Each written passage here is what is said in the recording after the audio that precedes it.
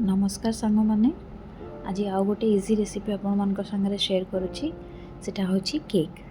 बहुत ही सॉफ्ट बहुत ही yummy cake एवं आप घरे मध्य बनई पारे। चलते स्टार्ट कर मुझे मैदा गोटे एंड हाफ कप चीनी जोटा मु ग्राइंडिंग कर देछि, गोटे कप दही, वैनिला एसेंस, खाइबा सोडा और बेकिंग पाउडर। तो प्रथम मु दही आउ नहीं चीनी को भलसे मिक्स करदेवी। एवं मु गोटे चामच खाइबा सोडा आउ 2 चामच बेकिंग पाउडर यूज करी।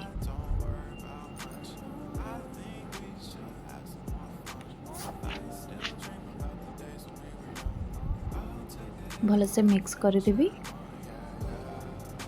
अल्प टिके लुण मध्य यूज करिछि।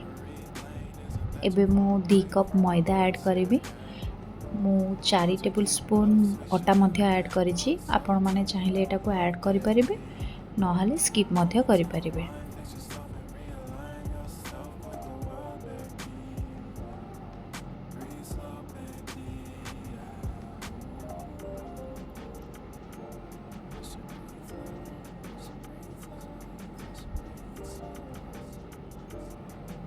बैटर पूरा भी मोटा रखिबानी कि पूरा भी पतला रखिबानी। एबे मु धीरे धीरे करके क्षीर ऐड करी। क्षीर सह ताकू भल से मिक्स करदेवी। देखो आ अल्प टिके क्षीर ऐड करी। बेसी मोटा कि बेसी पतला बैटर रखिबा नहीं। एबे मु एठी 2 table spoon vanilla essence add करी। भल भाव मिक्स करदेवी। 6 टेबल स्पून मु ऑयल एठी ऐड करिछि। देखंतु ए बैटर रेडी हो जाइछि।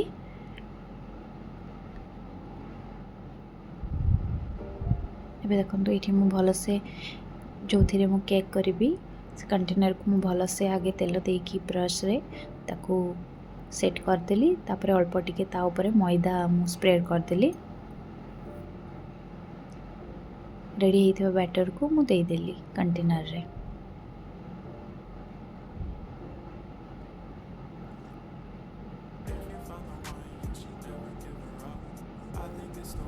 मु आगर कड़ाई को टिके प्रीहीट कर देइथिली। अल्प किछि लुण आ गोटे स्टैंड दे देइथिली। एबे एटा प्रीहीट हो जाइछि। एथिरे मु केक कंटेनर को रखी देबी आ कवर कर देबी 45 मिनिट्स पर्यंत। देखो 45 मिनिट्स पर मु चेक करी एटा गोटे स्टिक रे।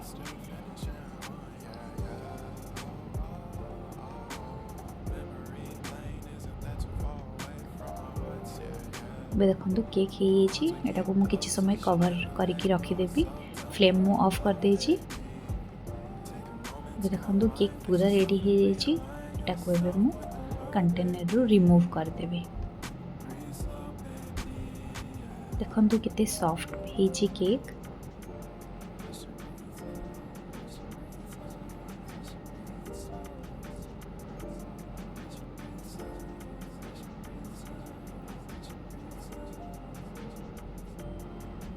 पूरा ठंडा हो जाइछि।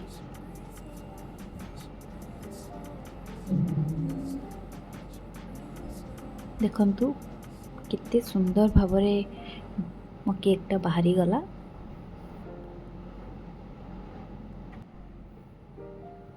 देखंतु एबे रेडी हो जाइछि हमर केक। केमिति लागला कमेंट करी निश्चय जणाइबे। धन्यवाद।